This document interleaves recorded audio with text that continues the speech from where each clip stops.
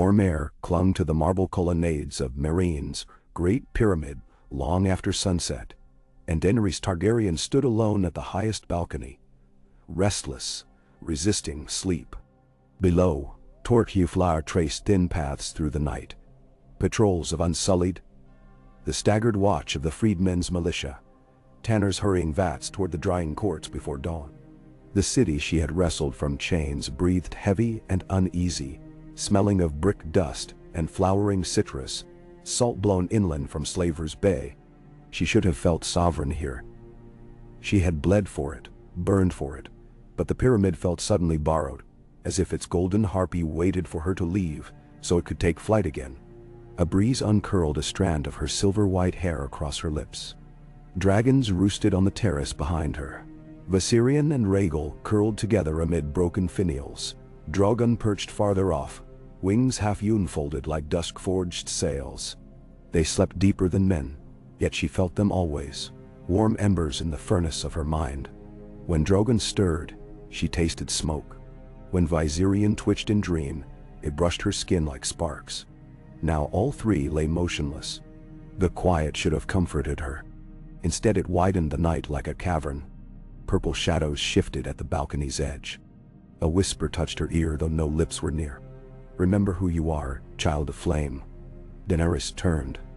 The darkness between two pillars thickened, then shaped itself into a tall woman robed in translucent dyes that bled from violet to indigo to starless black.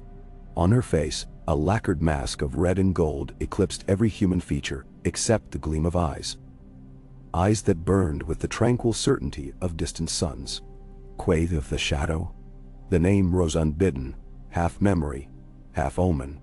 She had last seen the Shadowbinder in Quaithe, seen her again in fevered visions crossing the Red Waste, and once upon the blue lakes of Meereen's Plague Quarter, when the world thought her delirious.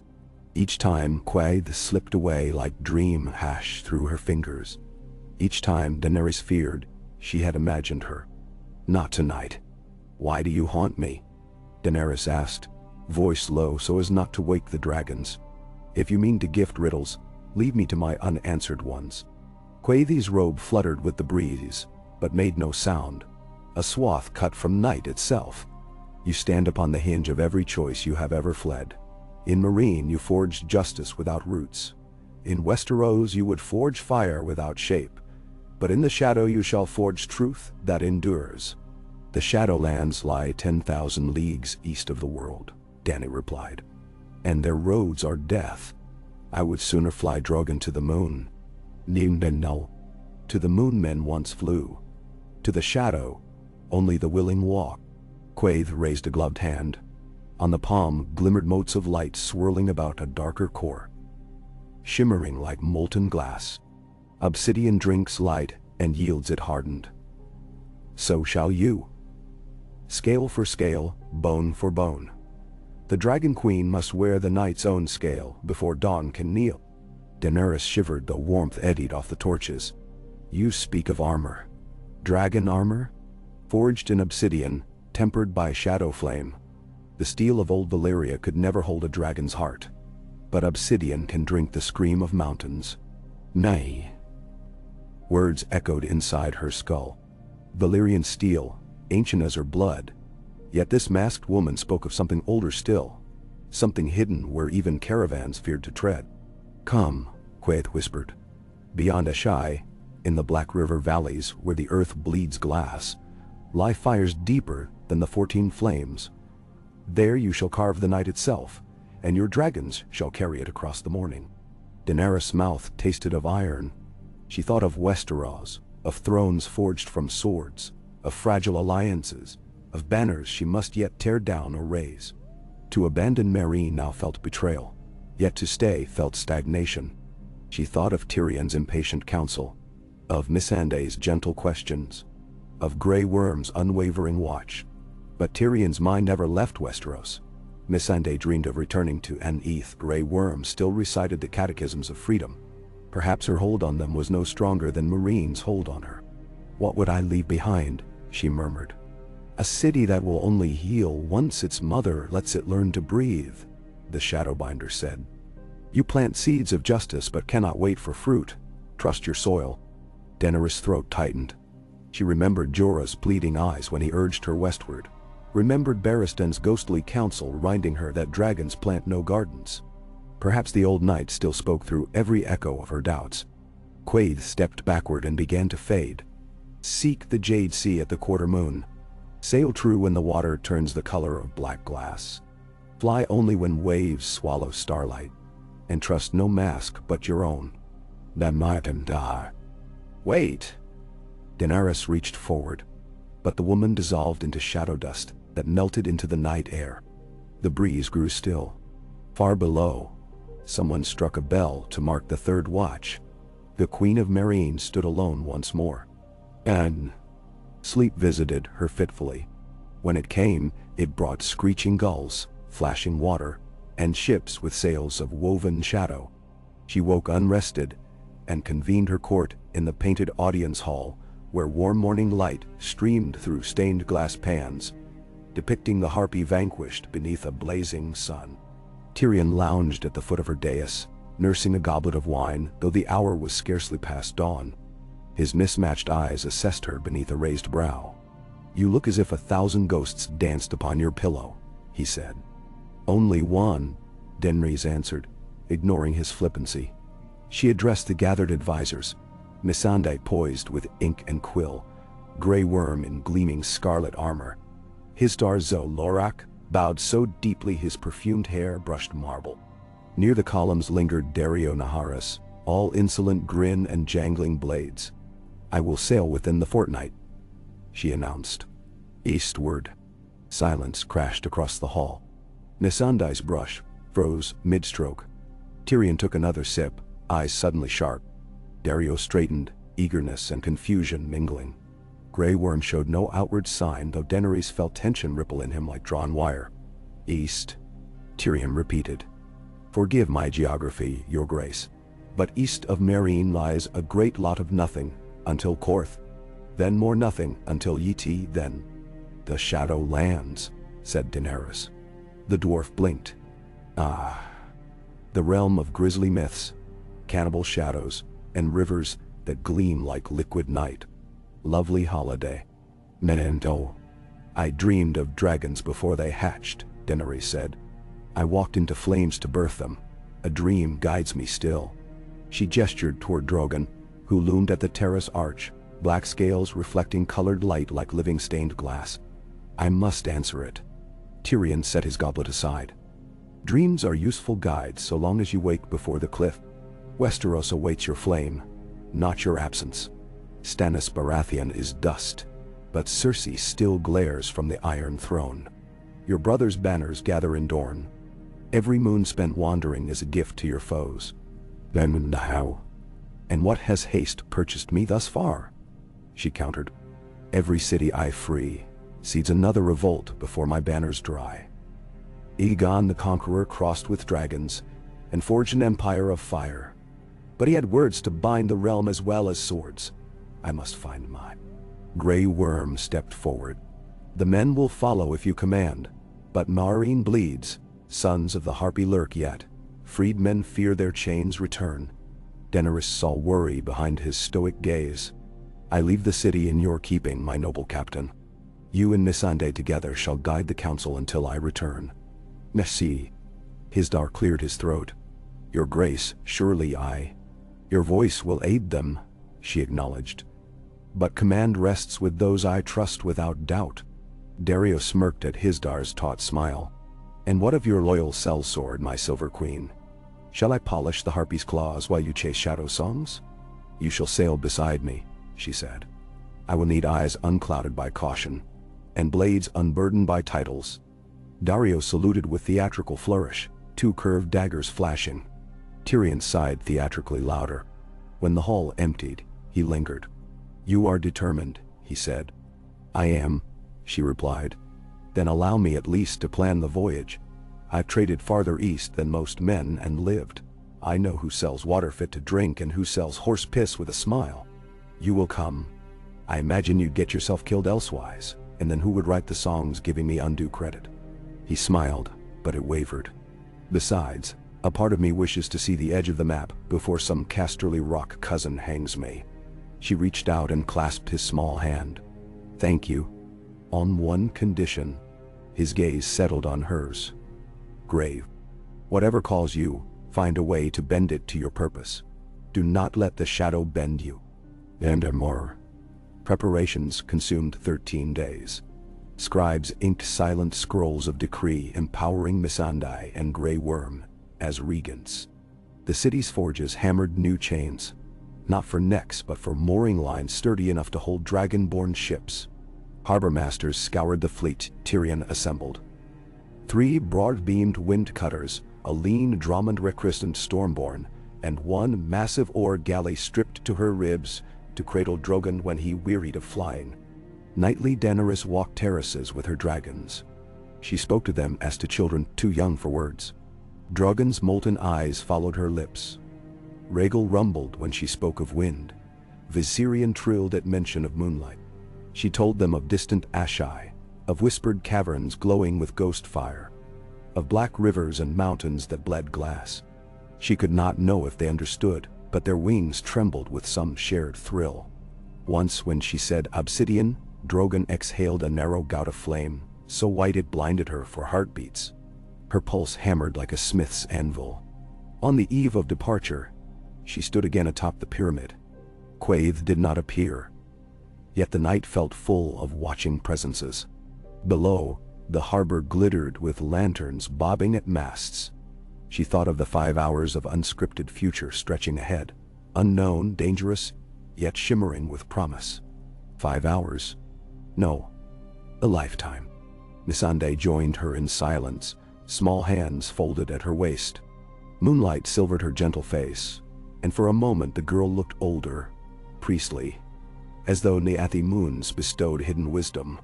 "I will keep the lists," Missandei said softly. "Count the coin," soothed the fridge folk. "Yet I fear how much of their courage is you." "Let them learn their own," Daenerys replied. "A mother weans her children sooner or later." Missandei's eyes glimmered. "And if Meereen's children cry for you, I will hear them across every league of sea," Daenerys promised, though her heart trembled with the lie. "And I will return." The scribe drew a breath, then embraced her. They held each other until lights below guttered one by one. No. The morning tide bore them outward. Bells tolled. Horns blared farewell. Behind the fleet, Meereen's harpy toppled finally beneath chains. Grey Worm's first decree. Stone wings sheared off, crumbling into flecks that showered the plaza. Freedmen cheered, voices rolling across the bay like thunder pushing them on. Drogon launched from the pyramid spire, an obsidian arrow streaking above sails. His siblings followed, and Daenerys felt the world lurch as though a giant hand had nudged her ship forward. Tyrion stood beside her near the Stormborn's prow, face wind-whipped, hair beginning to silver. He unfurled a map as long as his arm. "First Quaithe," he said, "though I'd sail round it if I had the men. Then the Jade Gates. Then Yitai's amber ports for fresh water. Beyond that, here be every manner of monstrous doodle." "Nah. I will know the course when I see it," Daenerys said, remembering Quaithe's instructions. "When the water turns black glass." Tyrion tapped the map. Black glass waters, a quarter moon. That could describe the Alessian current on certain nights. It could also describe your reflection when you stare too long over the rail. "Trust the dragons," she said. Tyrion grunted. "I always trust creatures who can roast me should I disagree." They sailed 2 days without incident. Warm winds billowed the sails. Dolphins danced along the wake. At night the sea burned with blue phosphor as if the sky had fallen beneath them. Tyrion traded jokes with sailors. Dario wooed a Carthene deckhand with a lute stolen from the ship's chapel. Daenerys paced unable to root herself. Every horizon seemed to whisper forward, forward, forward. On the 3rd night, clouds devoured the moon. Wind howled, like a chorus mourning the dead. Waves rose sharp and dark verdant, slamming the hull. Sailcloth cracked. Daenerys gripped the rail as cold spray lashed her cheek. Drogon screeched overhead, vast wings beating against the gale, yet not fleeing.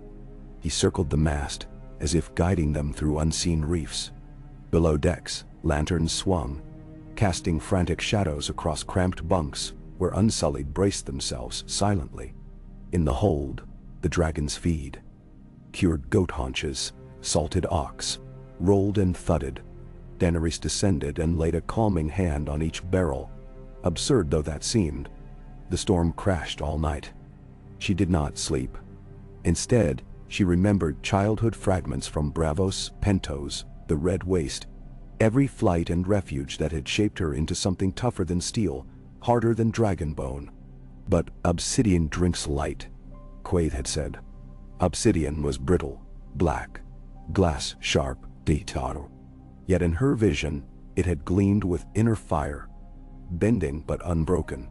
She wondered if her own heart was thus, brittle, yet tempered by flame. Could she bear new forging? When dawn staggered across the sea, the storm fell limp. Ragged clouds drifted west. The Stormborn creaked in gentle swells. Sailors whooped tired cheers. Tyrion emerged dripping like a half-drowned cat, hair plastered across his brow. If ever a storm had the decency to drown me outright, this one lacked ambition. Daenerys leaned on the rail. The sea before them stretched glassy smooth, but not blue. It shimmered deep black, reflecting the pale morning like lacquered stone. Tyrion followed her gaze and went still. 7. Save me. That water is the color of obsidian. Quaithe's words chilled her spine. When the water turns the color of black glass. Sail true, and fly only when waves swallow starlight, Tyrion finished, lips forming the half-remembered riddle she had muttered in her sleep. At mid-morning, the dragons descended to perch along the yardarms, restless. Drogon's tail lashed, splintering a spar. Rhaegal hissed toward the horizon where black water met silver sky. There, a thin line of fog hovered above the surface, unbroken from north to south like a wall. An unremarkable mist at first glance, yet shapes moved within, wraith-like silhouettes. Sails perhaps, or mountains, impossible low. Daenerys felt heat coil in her gut. She ordered the fleet to shorten canvas and row.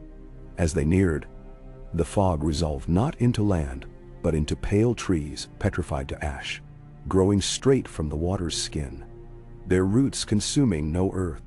Between them flitted white birds with lantern eyes. The sailors crossed themselves.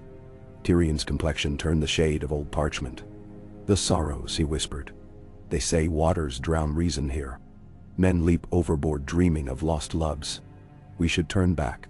Now, Daenerys watched the black water ripple with reflections of bone-white trunks. No. She drew a long breath. We go through. Dreams brought us here. They will lead us beyond.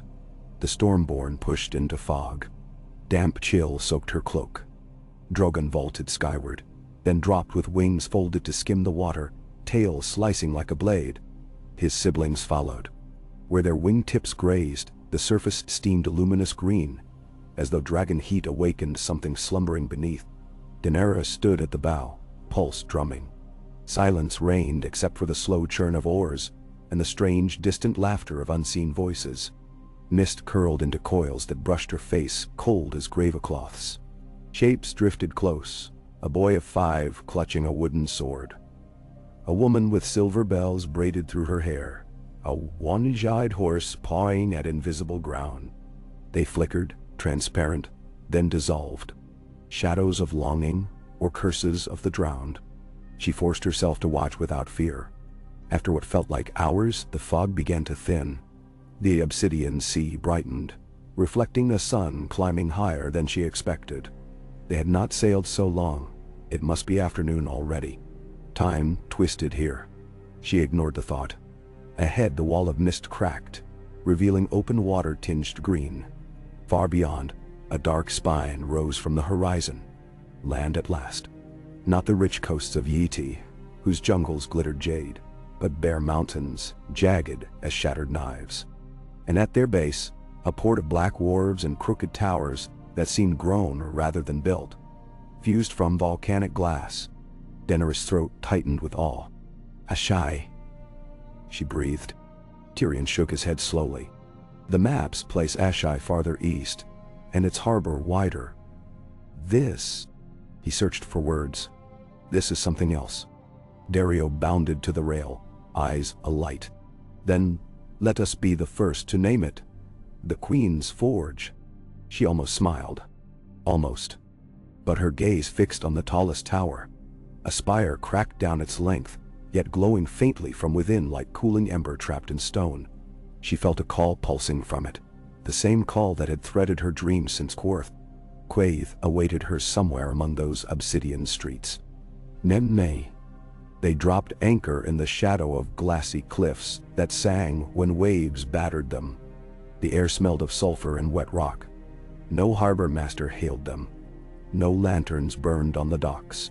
Yet paths etched into the black shore suggested use, recent perhaps by those who left no footprints. Drogon landed upon the jetty, cracking slabs under his weight. His siblings glided behind. The thunder of their arrival echoed along empty streets. Daenerys stepped onto the glass shore. Her dragons flanked her. Behind came Tyrion, scowling at his reflection in the pavement. Behind him Dario, and 20 unsullied with spears leveled. No birds cried. No wind stirred. Yet the city hummed below hearing. A low vibration beneath her soles, as if furnace fires roared in caverns far underfoot. They advanced along avenues where buildings rose like melted candles. Slit windows oozing shadow. Holes yawned in walls where doorways should be. Inside flickered blue witch Joe fire, casting no heat. When Daenerys peered through one such aperture, she saw a forge filled with tools of iridescent green metal, anvils the size of wagons, and chains so fine they sparked with every breeze. She smelled salt and lightning. Tyrion exhaled. A man could fashion wonders here, or nightmares. Daenerys touched a wall. It felt warm despite the chill air, surface rippling beneath her hand, as if it were flesh embracing her palm. She withdrew quickly. Near the cracked spire, they found a plaza dominated by a basin of obsidian water, blacker than any she had seen, polished mirror and still. Quaithe sat at its far edge, robe trailing over the luminous surface, mask reflecting the dragon's firelight with golden flare. "You have come," the Shadowbinder said, voice calm. Daenerys swallowed. "You summoned me across half the world. Here I am. Speak plainly." Quaithe rose. "Plain words break upon hidden truths, but I can show you." She beckoned toward the basin. The water roiled, then parted to reveal a forge standing in some vast cavern lit by rivers of molten stone. Hammers-shaped plates of midnight glass that glowed liver-gunrid at their edges. Chains of obsidian links cooled on racks.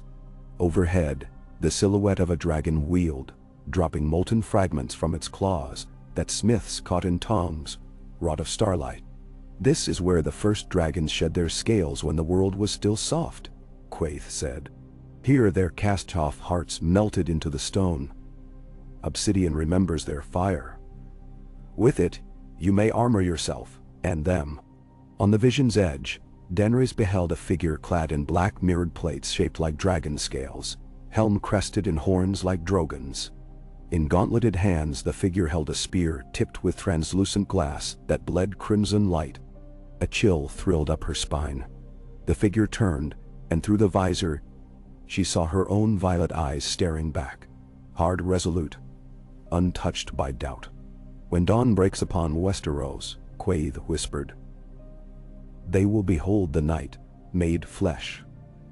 And the night will kneel to no one." Daenerys could not breathe for a long moment. She felt Tyrion's small hand touch her sleeve, grounding her. "What must I do?" she asked, voice trembling. "Walk the river that bleeds like glass," Quaithe said. "Offer flame to stone. Offer heart to shadow. And in turn shadow will yield its heart to you." "Cost," Tyrion demanded. "There is always a cost." Quaithe's mask turned toward him. "All forging demands heat. Some fires consume wood, some iron, some souls. The queen alone must decide what she will burn." Daenerys looked at Drogon, who watched the basin's vision with unblinking hunger. She felt his flame inside her, a power vast, unyielding. She thought of Meryn's precarious peace, of Westeros under Lannister chains, of the broken wheel she had sworn to shatter. She thought of her dragons unarmored beneath scorpion bolts, of her people falling beneath blades, and she weighed those lives against whatever price this forging would exact. At last she spoke. "Show me the river." Quaithe inclined her head. "Follow the music of stone." She turned and walked toward the cracked spire. The tower's fissure glowed brighter as she neared, casting crimson webs across the plaza. Daenerys followed. Tyrion sighed but kept pace. Dario grinned the grin of a man who sought adventures larger than legend. The Unsullied marched. Drogon loosed a low roar that shook obsidian dust from eaves. His wings unfurled, shadowing half the square. Beside him, Viserion and Rhaegal hissed in harmony. To Daenerys, their voices sounded like anvils meeting molten scales. The path ahead plunged into darkness, yet she felt no fear. The Forge of Night awaited, and she would shape its gift, carefully, relentlessly, until the world itself rang with the sound of dragonfire upon newly minted dawn. She did not hurry. Each step measured itself in calm resolve, every breath a silent promise. "I will burn, but I will not break." Behind her, the sun slipped lower, staining the obsidian streets, rose gold, before surrendering to twilight. In that brief hush of light, Daenerys Targaryen walked between worlds, Queen Mortal and Queen Myth, Mother of Dragons and Daughter of Shadow, toward the river that would write her next birth in black glass and fire. The city's heart awaited, beating slow and deep like the core of a volcano dreaming in its sleep. And so began the forging. Oh. Aishe. Darkness breathed a metallic chill as Daenerys descended the fractured spire, the stone around her flaring in dull crimson pulses like the heartbeat of some buried giant. Each rhythmic glow revealed slivers of a spiraling stairway cut directly into obsidian. The steps were unnervingly smooth, as though carved by water instead of chisels. Tyrion's lamplight quivered behind her, painting the tunnel walls in flickering gold. But she scarcely needed it. Every third pulse from the living walls showed them the way more clearly than any flame.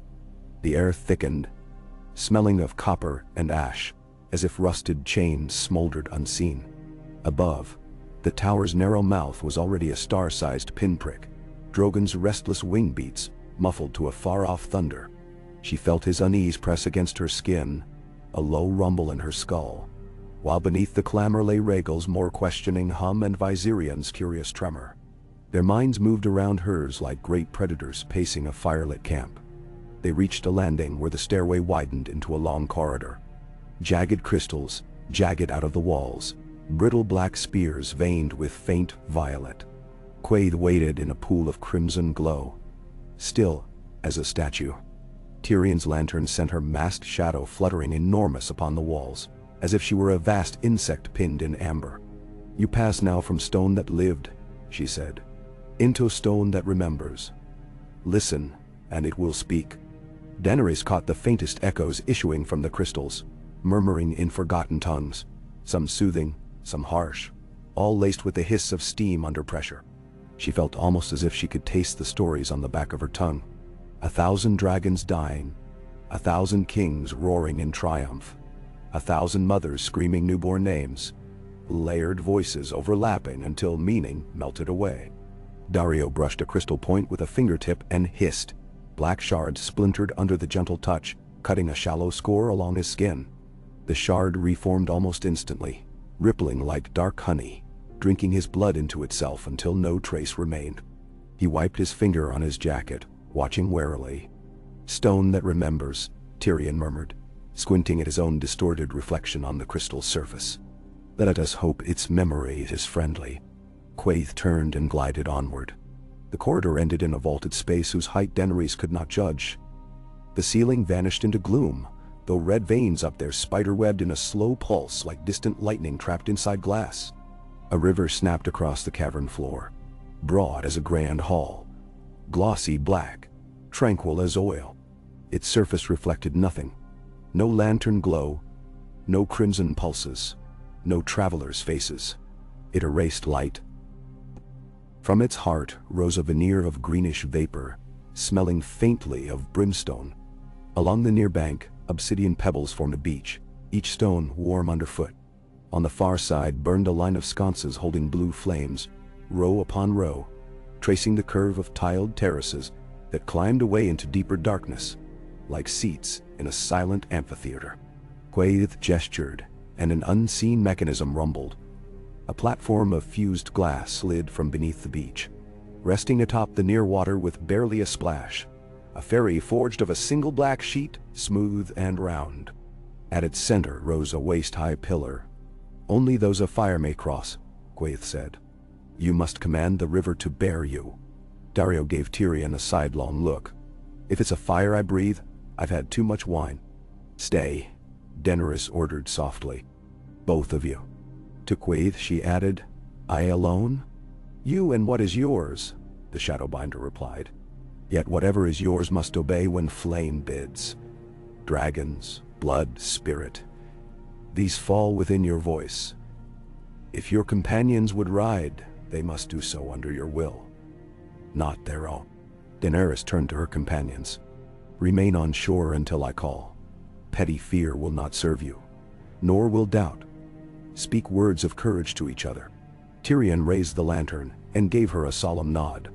"If you not return, we will write the Psalms anyway. See that they end in fire," she answered in half-jest. Then she stepped upon the platform.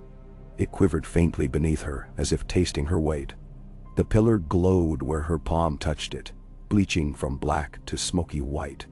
Within the stone, hazy red shapes coiled like little serpents. She closed her eyes, reaching inward toward that familiar hearth, where 3 dragon heartbeats thrummed.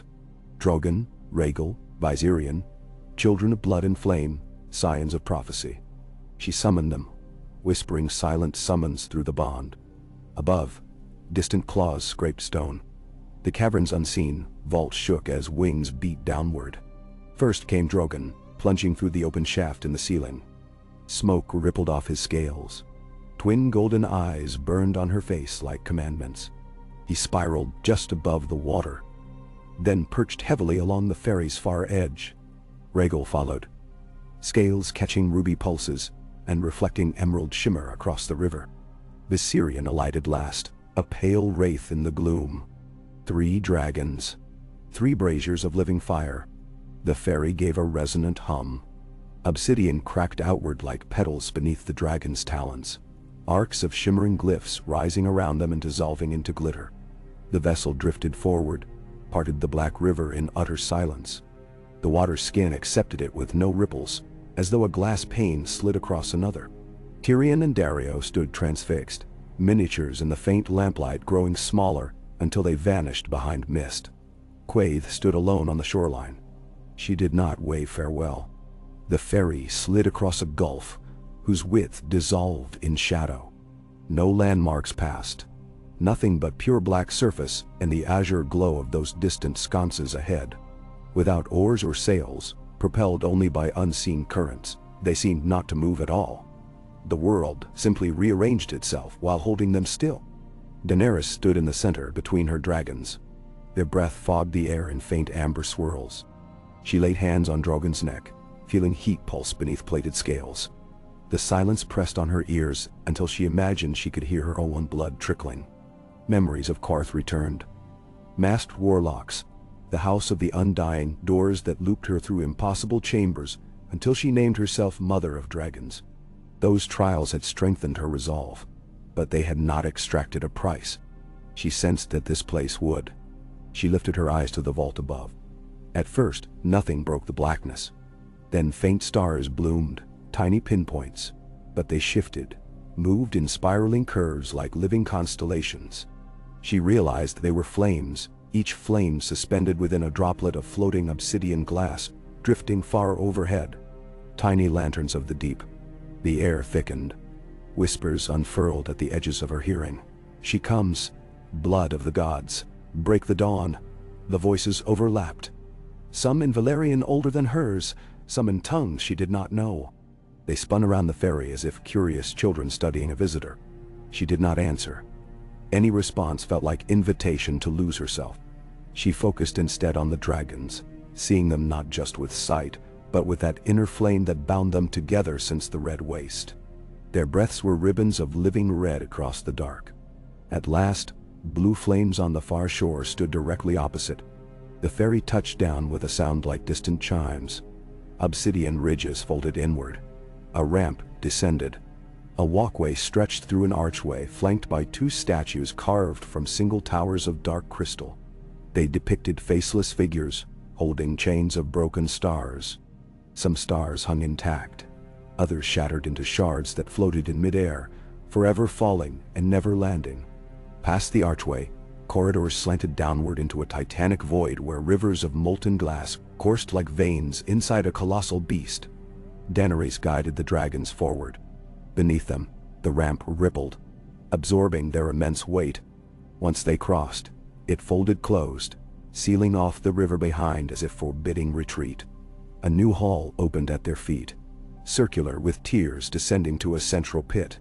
The smell of furnace heat wafted upward, laden with char. The lowest tier housed a ring of anvils, each a sloped slab of glossy green, each taller than a man. Atop every anvil sat a single black scale larger than Daenerys' torso, edges faintly glowing as if freshly peeled from a colossal reptile. Between the anvils ran trenches filled with liquid flame, crimson and bright, yet giving no crackle or roar. Fire as silent as thought. Smiths waited at each anvil, but they were not men. Shadows in humanoid outline, their bodies shimmered like heat haze over desert sand. When they moved, veins of dull gold glinted in shifting forms beneath translucent skin of smoke. No eyes showed, yet Daenerys felt their regard, cold and measuring. They did not bow. They merely inclined heads, acknowledging presence to presence. A dais overlooked the pit. Upon it stood an ornate stand, shaped from twisted root-like branches of obsidian. At its pinnacle rested a helm, the same helm she had glimpsed in Quaithe's vision, ridged and horned, reflecting the trench fire. Beside it, a set of gauntlets and greaves, hung as though upon invisible limbs. No breastplate yet. No shield. No spear. Those awaited forging. One rank up from the smiths, an empty platform jutted outward, ending in a table of rough stone encircled by smaller basins full of slick black fluid. Daenerys sensed this would be her place. A hush fell upon the hall, deeper than silence. Then Quaithe appeared on the dais, mask gleaming scarlet in the trench blaze. She raised an arm and spoke, not loudly, yet her voice carried to every hidden vault. The kiln of the first memory opens. Blood must answer flame. Flame must answer shadow. Let the forging begin. The shadowsmiths faced Daenerys. One stretched its smoky hand. A molten rod formed, floating until it settled upon the basin near her platform. She stepped forward. Instinct guided her. She unlatched a clasp at her throat, letting her royal cloak fall. Silk whispered onto the floor. She pulled away leather gloves, releasing trembling fingers. Each movement felt ceremonial, a surrender of the past's trappings. She unsheathed the dagger at her belt, dragonglass blade carved at Valyria long ago. Its edge glittered purple in furnace glare. She dragged the edge across her left palm without flinching. Blood welled, dark red. She squeezed, letting droplets splatter into the basin. The liquid inside hissed, though no steam rose. Blood merged, turning the pitch swirling with ribbons of crimson that sparked tiny, white-hot embers. She sensed the basin accept her offering, like thirsty soil drinking rain. Above, a resonant gong sounded, deep enough to vibrate ribs. Shadowsmiths struck their anvils with hammers forged from solid darkness. A metallic bell-like toll echoed, each blow timing with a brilliant flare across the trenches. The black scales glowed hotter, edges pulsing white, thin cracks appearing along their surfaces like hatching eggs. Daenerys felt heat suffuse the hall. Sweat purled on her shoulders. Her bloodied palms stung but sealed almost instantly. The wound shimmering, knitting closed before her eyes. The basin's fluid brightened. From its center rose a slim column. Liquid turned solid, tapering into a rough spindle of obsidian. It hovered into the air until it balanced upright in front of her, swirling like liquid inside, though its shape remained firm. Quaithe spoke. "Name that which you forge." Daenerys swallowed. "Knight's embrace," she said before thought, the words coming unbidden. The column flickered, accepting the title. Now Drogon moved. Without prompting, He stalked down to the pit's lowest circle. The heat did not deter him. Indeed, he exhaled a twisting plume that set the molten trenches surging like tides. Each shadow smith bowed heads as he passed, a king recognized by elder kings. When Drogon reached the first anvil, he reared, flexed mighty shoulders. Scales between his wings parted. With a violent shake, he shed a single plate the size of a shield. It hit the anvil with a ringing boom. The smith touched it. Fissures of gold raced across the black scale. It cracked in half, revealing a translucent core glowing like sunrise. Daenerys felt a jolt echo up her spine, as though a tooth had been wrenched from her own jaw. Painful, but proud. Rhaegal and Viserion answered Drogon's example, each shedding one great plate and two smaller. The smiths collected them in smoke-formed tongs, arranging them across the anvils. 6 black shields with sunrise hearts. The forging began in earnest. Hammers rose and fell, soundless except in the mind.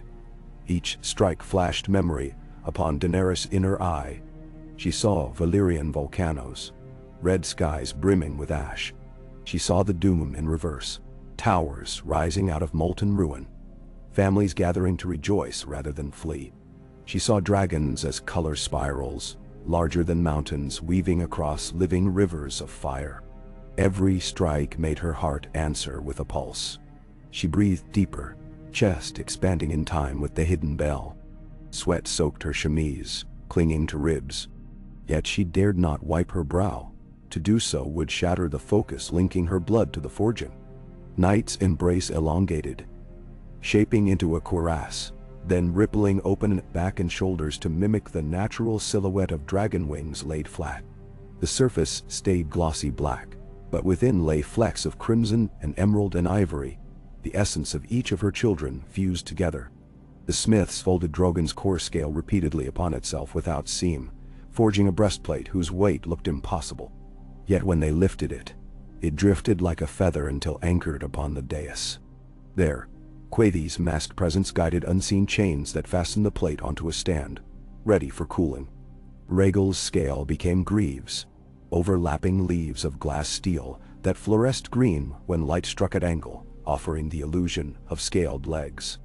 Viserion's contributions formed embraces and pauldrons, subtle veins of gold veining through like constellations. The horned helm remained pure black, rimmed with deep red at tips, Drogon's crown alone for the queen's spirit. Hours blurred. Tyrion and Daario, eventually permitted to cross when Daenerys beckoned, spent their wakeful vigil observing from the amphitheater's first tier. Tyrion filled pages of his pocket journal, the only sound his quill scratching.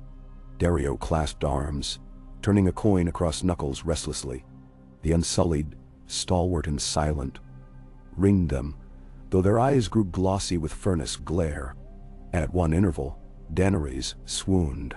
She felt her knees buckle beneath fatigue, as the forging drew blood and flame from her beyond measure. Drogon roared, the sound enormous, terror and defiance entwined. She straightened, anchored by the shockwave. Sparks rained like meteors into the trenches, each spark birthing a new whisper from the walls. "Do not break! Do not break!" Quaithe approached. For the first time, her mask seemed almost human, lit from inside by pulsing forge light. She extended a goblet of glimmering onyx liquid, surface reflecting nothing. "Drink this," she murmured. "It is water and fire together. It will restore the marrow flame." Daenerys hesitated. The liquid resembled the Black River. Yet trust lined the moment. Instinct declared it safe. She raised the goblet and drank. It tasted of smoke and lemon, of tears and honey, of homecoming to a place never visited. Warmth unspooled from throat to gut to limbs, and the trembling in her muscles stilled, replaced by quiet vigor. Quaithe stepped back without word. The forging resumed, hotter now, sparks leaping as high as balcony rails.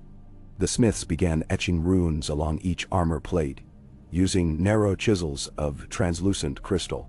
Each rune pulsed red, then cooled to spectral violet. Daenerys realized they were weaving words of warding, perhaps spells of resilience unknown in the West. When the final piece cooled, the shadow smiths vanished, collapsing into smoke that drifted upward and was swallowed by cracks in the vault. In their wake remained armor so dark it seemed to devour light, yet when angled toward a flame, it erupted in scattered prisms. Reds, greens, whites. Dragon's breath imprisoned within glass. Quaithe summoned Daenerys to the dais. Tyrion and Daario followed, hushed. "Time to don what you have shaped," the Shadowbinder said. 3 chains descended from unseen rafters, hoisting each piece in sequence so that Daenerys might step into them. Greaves clasped her calves, closing with a click like talons, locking prey. Vambraces enfolded her arms, feather light yet unyielding. The breastplate lowered over her shoulders. As it touched her, a wave of heat coursed from collar to spine. She gasped. Instead of crushing, the plate adjusted, molding itself to curves and breath. It weighed less than boiled leather, yet felt as strong as a mountain. Pauldrons settled, ridges aligning naturally with crest of muscle. A spine guard extended downward, splitting into 2 tails that draped over hips. Jointed for riding. The gauntlets fitted, fingertips ending not in claws but subtle serrations. Lastly, Quaithe lifted the helm. Inside, its lining shimmered fluid. She placed it gently upon Daenerys' head. Vision blurred, then slits cleared, presenting a view sharper than bare eyes. The helm hugged her temples with a pulse like gentle heartbeat. In her ears, she heard a faint thrumming, dragons breathing through her. She looked down at her hands, black glass shining, and saw threads of red crowning her knuckles. The armor felt alive, responding to each twitch. "Knight's embrace is yours," Quaithe intoned. "But forging only binds shape to will. You must temper it in trial." Daenerys nodded. Her voice echoed within the helm. "What trial remains?" Quaithe pointed at the furnace trenches. The silent flames receded, leaving a wide channel. From its depths rose a figure, a mirror copy of Daenerys, armored identically, helm reflecting hers. But where her eyes glowed lavender, the copy's radiated void. It moved with serpentine grace, each step causing minor fissures upon the obsidian floor. Tyrion cursed under breath. Daario drew his curved daggers. "Stand back," Daenerys said, raising a gauntleted hand. The copy mimicked her gesture. As she narrowed her stance, it mirrored. She extended both palms outward, mind reaching to dragons perched above the pit. They answered instantly. Drogon roared, dropping from the balcony, banking low.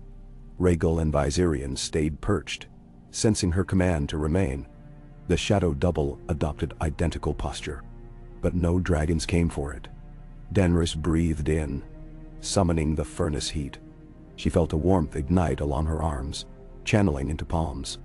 Obsidian gauntlets grew translucent, ember spreading. She thrust forward. A cone of shimmering air rippled outward. A wave of raw dragon fire conjured without breath. The double dissolved under the blast, but instantly reformed from flame behind her, slashing at her flank with a blade of red-black energy. The blade skidded across her breastplate without mark. She spun, sweeping an arm. The motion summoned a whirl of glass shards rising from the floor.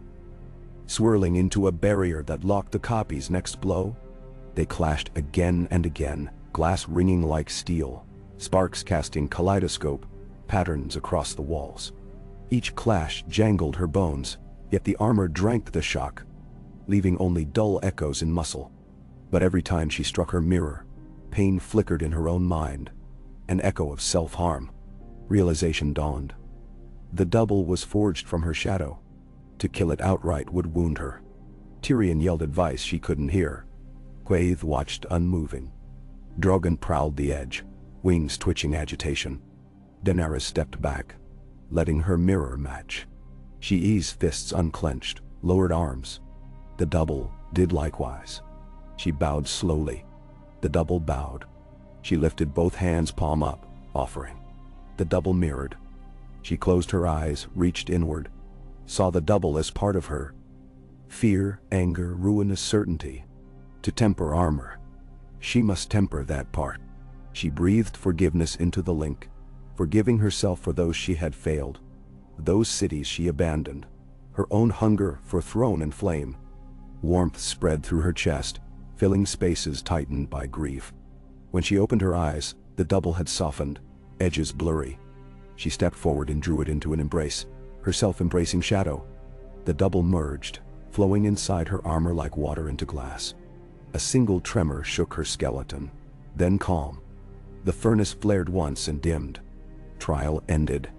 Quaithe's mask tilted in approval. Fire bent to mercy yields light fit to guide. The trenches climbed with fire once more, brighter now, revealing previously hidden runes along the amphitheater walls. Tyrion gasped. The symbols rearranged into a map, Essos to the left, Westeros to the right. But the landmasses glowed faintly, while seas blazed white. Routes traced across, lines of flame showing potential voyages, branching pathways flickering, some sputtering dark, failures. One central path glowed steady from their cavern to Dragonstone. Your armor carries the memory of these flames, Quaithe said. It will know peril before you set sail if you listen. Daenerys studied the routes. She saw storms, fleets flying Kraken banners lurking, Lannister galleys massed at the stepstones. She saw Dothraki Khalasars sweeping flatlands of the Reach, seen as streaks of red, all glimpsed in shattered images but clear enough. She turned toward Tyrion. He stared open-mouthed, lost for once. She smiled beneath her helm. We have a guide. Daario grinned wide. Then let us ride its fire all the way to the Iron Throne. Not yet, her heart whispered. She looked down the sloping tiers at the slumbering river. Tasks remained, securing Meereen's future, forging alliances in Volantis, Lace, and Dorne, retrieving exiles like Jon Connington, who carried pieces of her family's broken story. But for the first time, every step felt anchored by purpose rather than longing. Quaithe descended the dais, stopping at Drogon's side. She placed a slender hand upon his muzzle. He allowed the touch, smoke curling from nostrils. The night forged his mother, she said softly. Now the mother will forge dawn. She raised her hand higher, fingers weaving patterns that shimmered mid-air. Tiny obsidian shards coalesced, forming 3 amulets, each a teardrop of dragon glass threaded on thin silver chain. She offered them to Daenerys. For Tyrion, for Daario, for the captain who leads your freedmen, she said. Wear them upon the sea. They will guard against the whispers that lure men to water's embrace. Daenerys accepted, grateful. The Shadowbinder then lifted her mask. Not fully, but enough that Daenerys glimpsed a woman's lips stained dark as blackberry juice, and beneath, the faint curve of a smile that looked almost kind.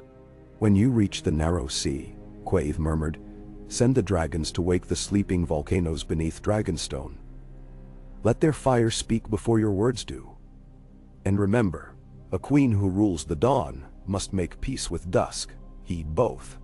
She lowered the mask. Smoke coiled about her feet, and she dissolved, leaving only a breath of cloves. Silence settled again, deep and warm. Drogon nudged Daenerys' shoulder gently, as if urging her upward. She climbed onto his back, armor scarcely shifting under the motion. The meld between scale and glass felt seamless, dragon and rider reinforcing one another. She guided Drogon to the top of the amphitheater.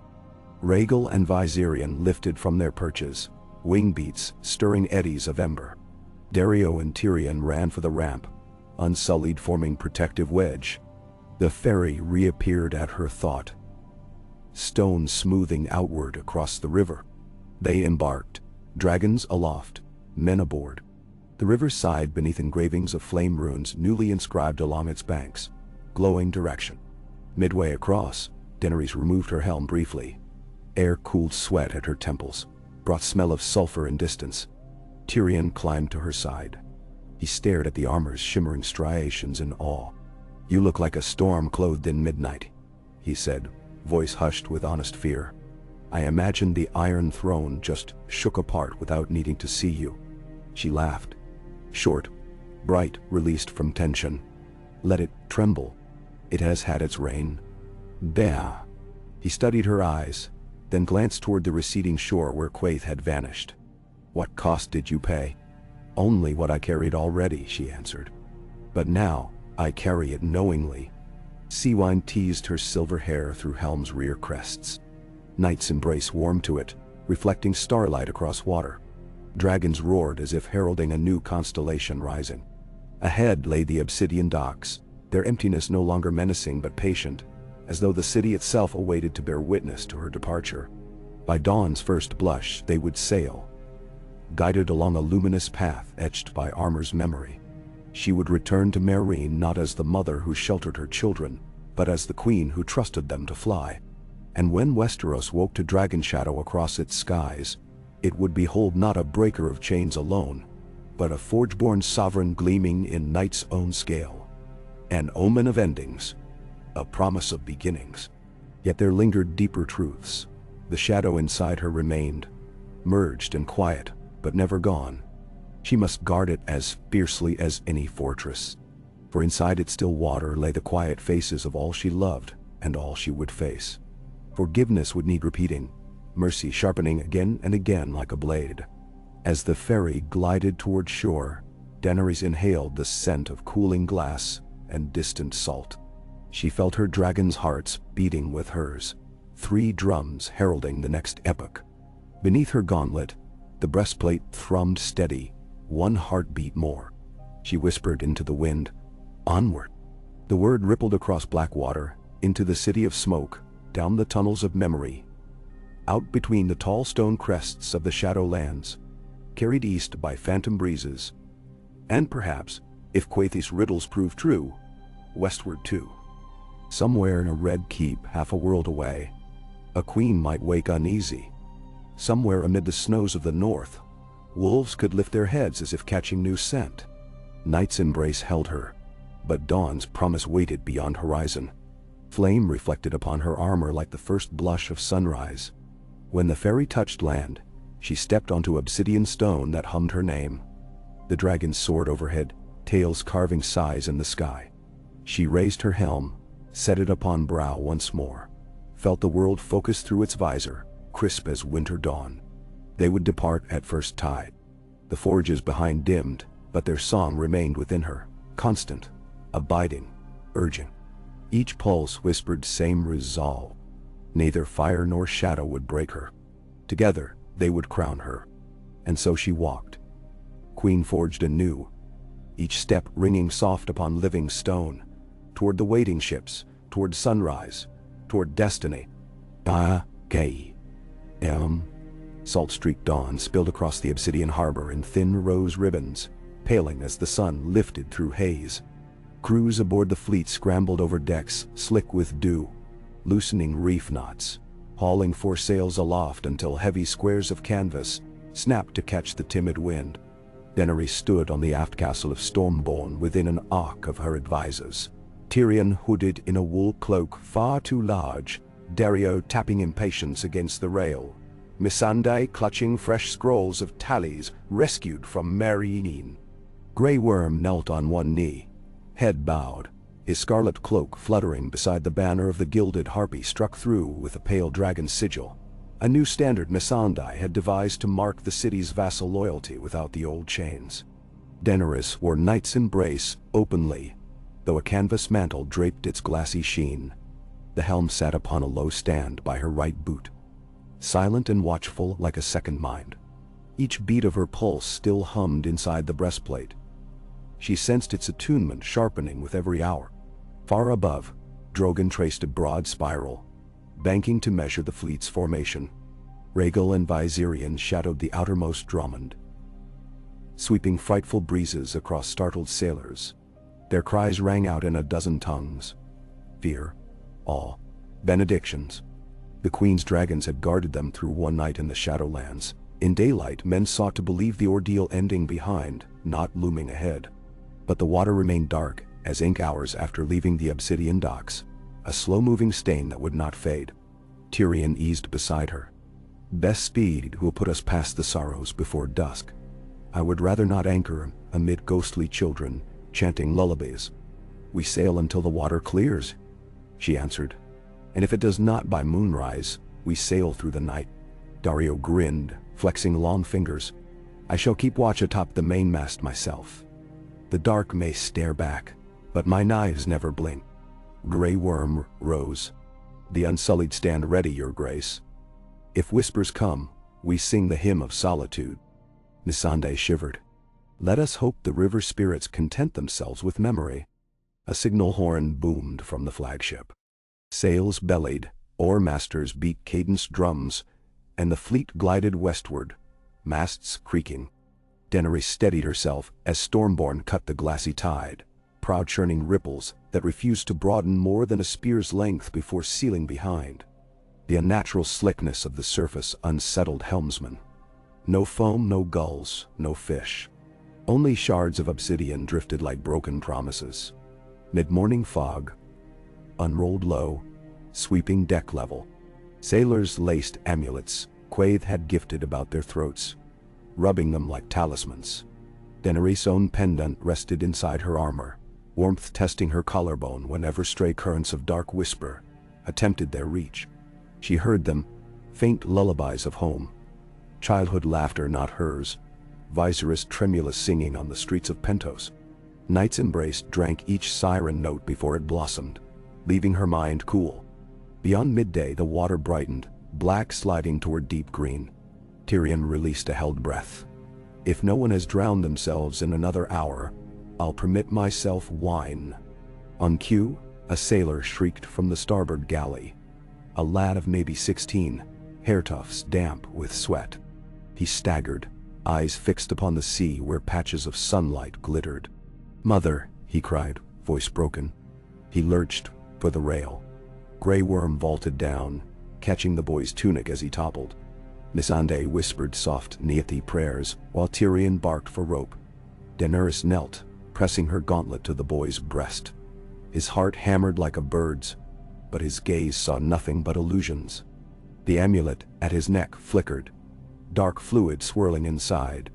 She grasped it firmly, felt it pulse, drew his face to hers. "I am your queen," she said gently yet cold as steel. "Look at me." Lavender eyes locked his watering hazel. She pictured Drogon's roar, pumped will into her voice. Night's embrace brightened, red veins winking. The amulet warmed and steadied. The boy inhaled a shuddering gasp. Awareness returned. He collapsed sobbing. Daenerys smoothed his hair. "Stand tall, sailor of the shadow tide," she whispered. "Let no dream drown you." Grey Worm guided him below. Tyrion exhaled a sigh of relief. "That trick, my queen, may prove more precious than wildfire." Daenerys tilted her head, ears straining. Whispers receded as wind strengthened. Minutes later, the water lost all black hue, deepening to an ordinary indigo. Seabirds traced arcs overhead, life reasserting after exile. A collective exhale swept the fleet. When dusk bled amber, the sails glowed. Shadows long across decks. The last obsidian shard bobbed astern, then vanished beneath foam. Tyrion produced an unmarked flagon, uncorked with flourish. "Two terrors behind," he toasted quietly. Daenerys accepted a swallow. Sharp, spiced wine from Volantis. Fire lit her tongue. Night's embrace resonated faintly, as if approving. 3 uneventful days followed. They skirted the Jade Gates, flanked by limestone cliffs. Traders from Asabad hailed them on slim catamarans, offering lychee wine and mirrored bangles. Unsullied archers discouraged approach. Tyrion bartered nonetheless, exchanging 2 casks of honey ale for baskets of persimmon to quell scurvy. Daenerys studied maps of flame across her vision each night, new ability of the armor manifesting within dreams.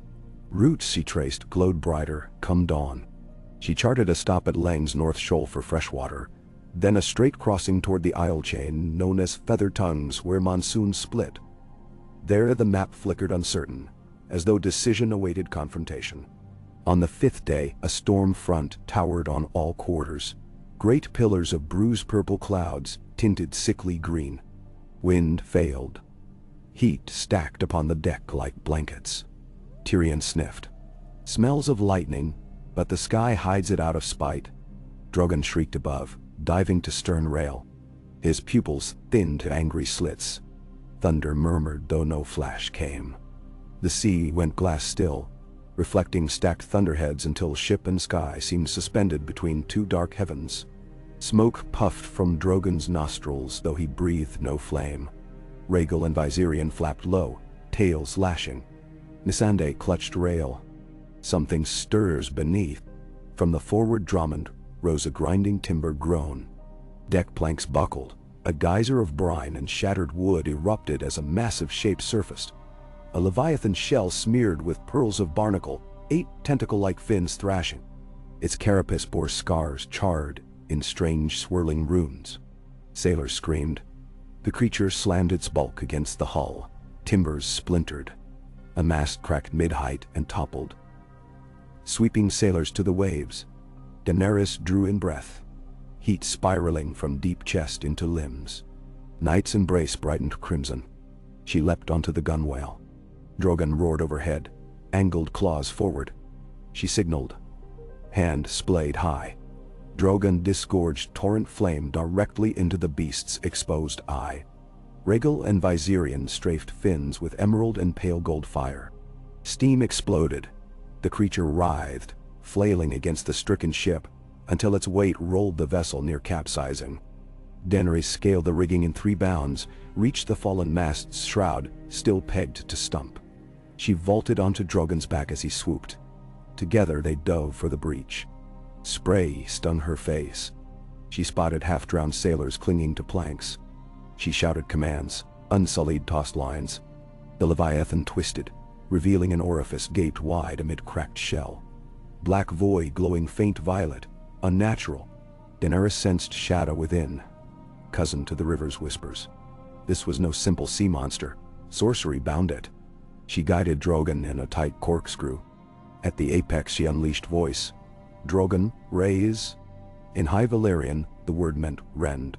Drogon plunged talons into the cracked shell and peeled back a ridge, exposing membranes slick with ichor. Viserion shrieked overhead, raining white fire that sizzled flesh. The beast's scream rattled masts. Tentacles smashed water, sending waves rearing to swamp decks. Tyrion shouted orders for counterballast. Sails were reefed, anchor lines severed. Daenerys felt Night's embrace resonate with the wound she had opened. She pressed gauntlet to Drogon's neck, funneled her will. A spear of crimson light surged from his throat. Flame refined by obsidian armor. It speared straight through inner membrane to the core glowing violet. The core shattered like glass. Violet smoke belched, dissolved. Instantly the creature sagged, tentacles falling limp. Water swallowed the carcass, dragging it downward amid bubbles and wreckage. Silence returned except for creak of masts and cries of wounded sailors. Rhaegal hovered, bathing wreckage in green fire to deter scavengers. Daenerys banked Drogon toward the damaged Drummond. Deck planks split wide, but the hull remained afloat. She directed survivors onto longboats, while Unsullied patched with spare timber. Tyrion watched grimly from Stormborn. As Daenerys dismounted, he offered her a rag to wipe gore. First, sorceress leviathans, then what? Kraken bearing red priests on their backs? Neptune? Whatever spawn the shadow's depths hold, she replied. They will rise more the farther we stray. She signaled Grey Worm below. Double night watches. Dragons will patrol 2 each dawn and dusk in rotation. That night storms finally broke. Lightning strobed violet, thunder crack after crack like mountain bones. Rain hammered canvas while Daenerys convened council inside the captain's cabin. Dario described runes burned across the creature's shell, glyphs akin to those etched upon her armor, though twisted. Tyrion mused. Assigned some warlock sect tried binding sea beasts as guardians of roots. Possible Quaithe venture. Remember the stolen dragon fiasco? Or Cahoric shadowbinders, Dario suggested. Lips twisting. Missandei spread scrolls of ancient lore borrowed from Ashai docks. Symbols matched tales of the ash pits, volcanic trenches near Quaithe where wizards once sacrificed sea serpents. Daenerys traced the parchment. Sky, river, sea. They keep turning weapons to hinder me, she murmured. But each weapon betrays its maker. We will press on. Nuanias. Morning haze parted to reveal the Feather Tongue's archipelago. Dozens of slender islets jutting from turquoise lagoon. Coconut palms bowed in trade breeze. Bright parrots flickered between fronds. Sailors cheered respite. Daenerys allowed anchor so masts could be repaired. Safe lagoon belied dangers. Coral mazes jagged. Tide swift. She guided Drogon to scout shallows, mapping channels. On Third Isle, scouts found an abandoned stone village, half swallowed by vines. In its plaza stood a cracked obsidian obelisk, bearing the same violet glyphs. At its base, scorched bones of men and beasts mingled. Tyrion studied the writing, frowning. A warning, I think, or a brand. Something about, the open eye pays tribute. Dario spat. I have seen that sigil painted on cell banners out of Tolos. The open eye cult, pirates with priests.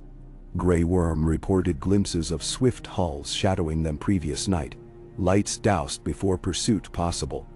Daenerys clenched fist. While carpenters cut new spar, she summoned war council. They would leave at dusk, but under false heading, splitting fleet to lure hunters. That afternoon, she walked alone along beach of milky sand. Night's embrace dulled mirror-bright sun, but let warmth brush her face. She considered dreams of Westeros. Ravens alighting on red keep spires, smoke towers curling from Dragonstone. Fate wound through her like threads, but each thread carried weight of sailors saved or drowned, runes deciphered in time or left ignored. A footprint in sand drew her eye, deeper than her own, elongated, four-toed. She knelt. The print pointed from jungle to surf. Another lay ahead. Too large for man, too narrow for beast. She followed. Footprints led to tide line where surf lapped. There stood a woman knee-deep in water. Tall, hair a mane of sea-green locks threaded with shells, skin dark bronze. She wore no cloak, only a girdle of kelp. In her palm flickered a pearl swirling silver radiance.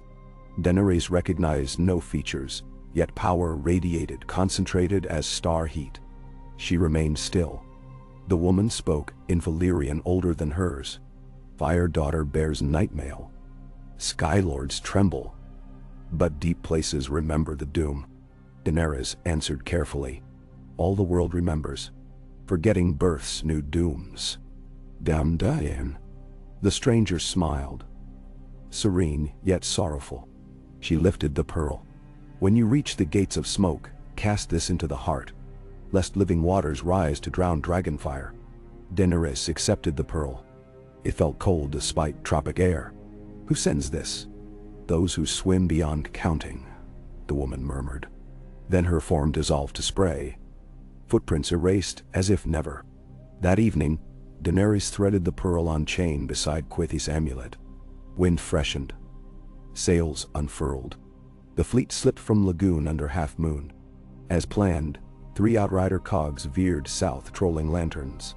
Midnight found them harassed by swift tribanks with crimson sails bearing the open eye.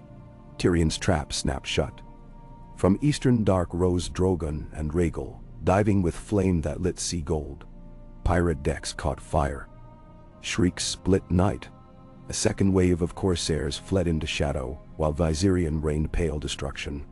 None dared pursue. One captured vessel revealed haggard priests tattooed head to toe in violet glyphs.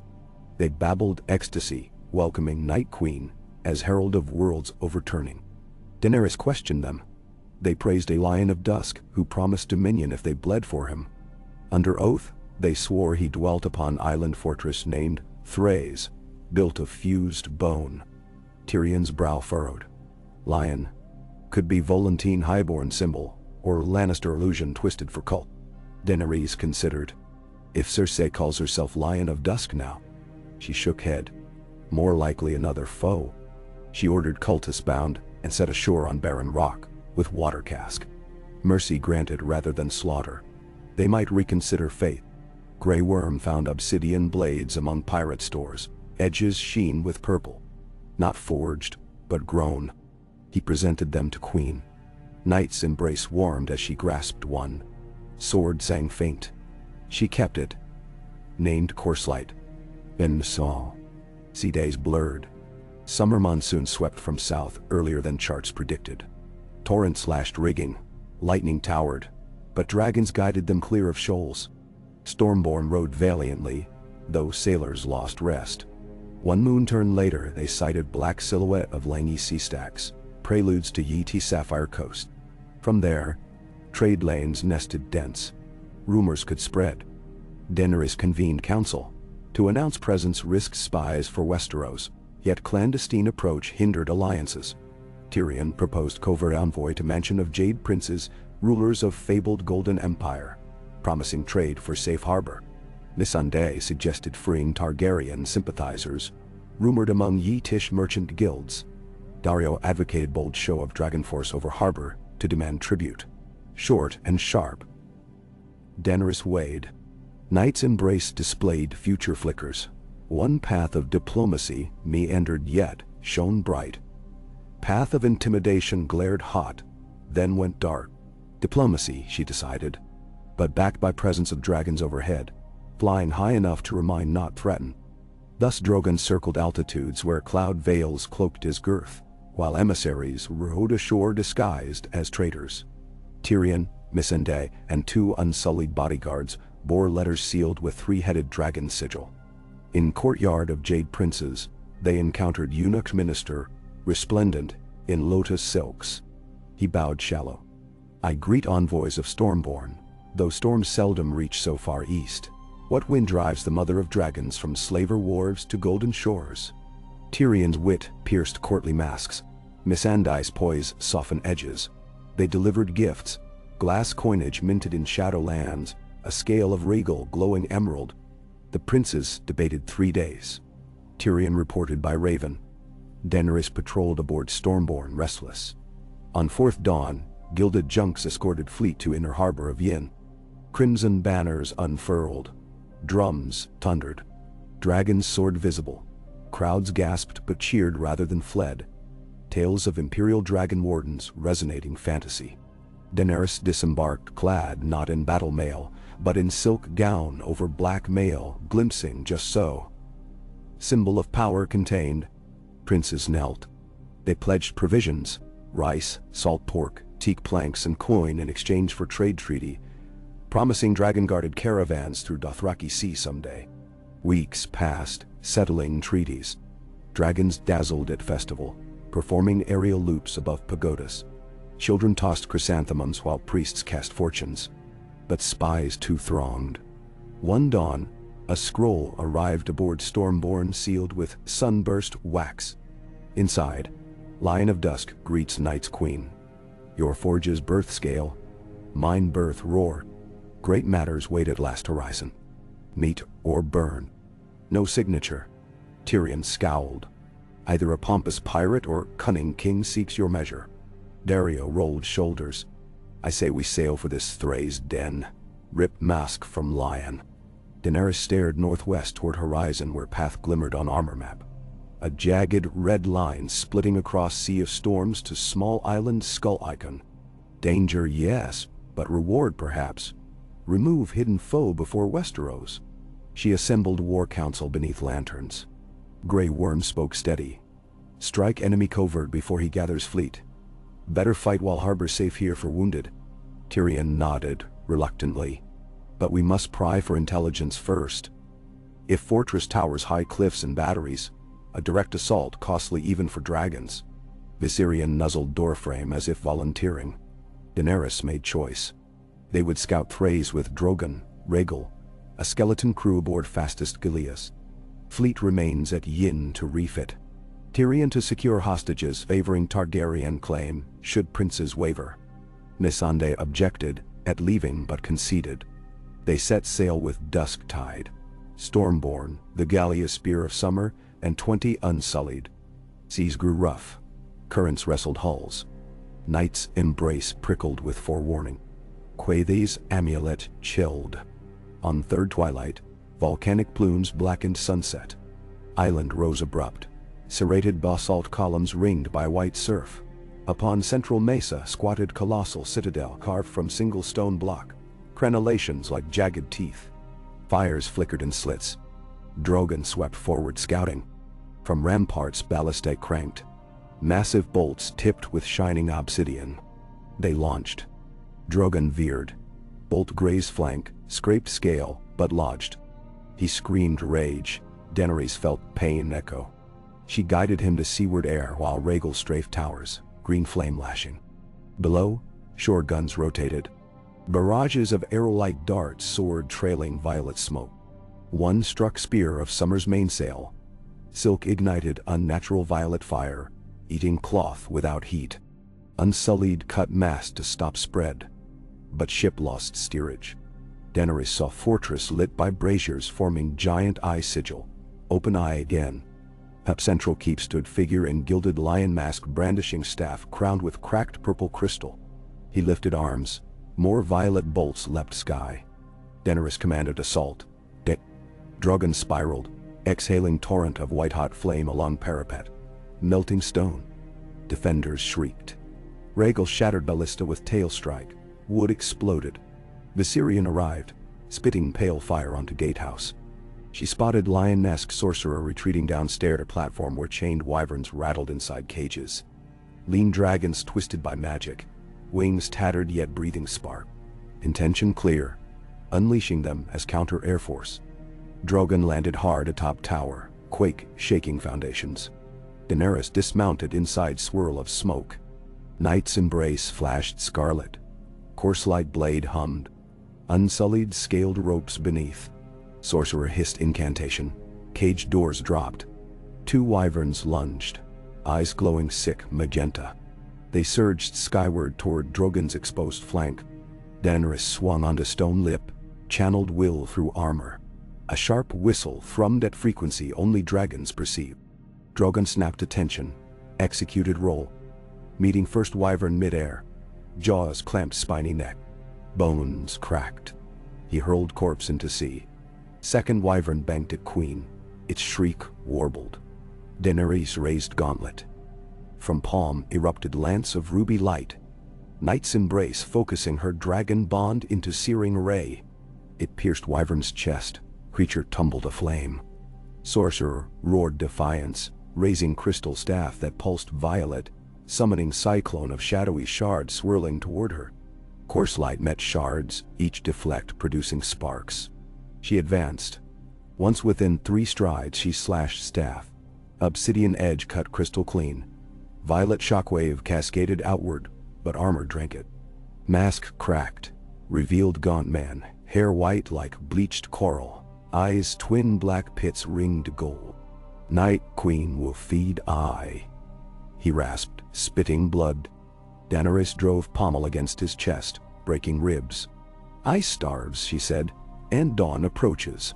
She knocked him across parapet. He toppled before braced, plummeting to courtyard where molten stone pooled. Battle raged below. Unsullied clashed cultists wielding glass spears. But discipline triumphed. Prisoners freed. Children with rune brands. Sailors abducted months earlier.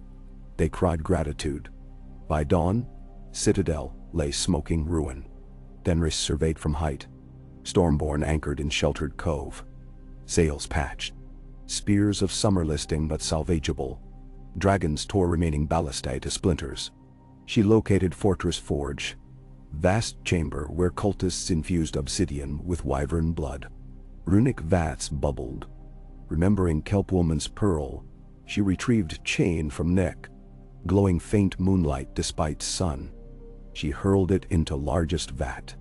Pearl plunged, explosion of silver cascade erupted, extinguishing furnace flames. Obsidian vat cracked.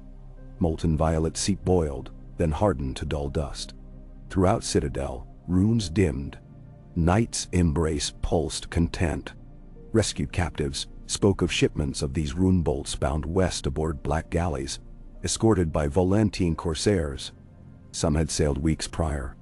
Destination unknown but rumor. Stepstones or Tarth? Tyrion, informed by Raven, responded. Stepstones hold straits of narrow sea. Enemy seeks to bar your passage. We must race them. Nah. Daenerys gathered fleet, spent 2 days repairing. Before departure she ordered, Citadel razed. Drogon incinerated vaults. Viserion collapsed keep. Ash plumes roiled sky. Signaled to any watching. Eye broken. Sailing toward Bone Mountain Strait, she drafted letters. To Dorne's ruling council, to Lady Margaery if still free, to Ironbank whose gold sways wars. Missandei inked them triple copies, to dispatch via swift crows from next friendly port. During quiet night, she lingered on quarterdeck alone. Armor open memory of battle. Swift fury, lethal precision, risk of turning heart iron. She whispered into sea hush. Mercy must lead wrath. Dragons slept above. Wings cloaked moon. Spear of summer's helmsman called star sighting. Red comet fracturing horizon faint once more. After years' absence, some sailors murmured omen of dragons triumphant. Daenerys touched helm crest. Let comet blaze path to Westeros. She imagined Blackwater Bay beneath dawn. Iron throne silhouetted.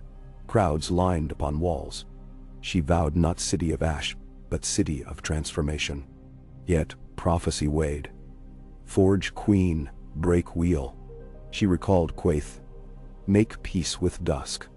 A future of rule, not by fear, but tempered night. Night's embrace taut. As fleet pressed west under argent moon, she sensed again that quiet presence of her shadow self within armor. Not enemy but ally. Caution against pride. Together, they steered through starlit currents. Approaching horizon shimmered like polished blade. Boundary between seas. Somewhere beyond waited battles, alliances, betrayals. But dragons soared overhead stronger than ever, scales gleaming with newly hammered light. And within her, a forge fire steady, bound to flame and shadow both, whispering unbroken refrain. Onward, night.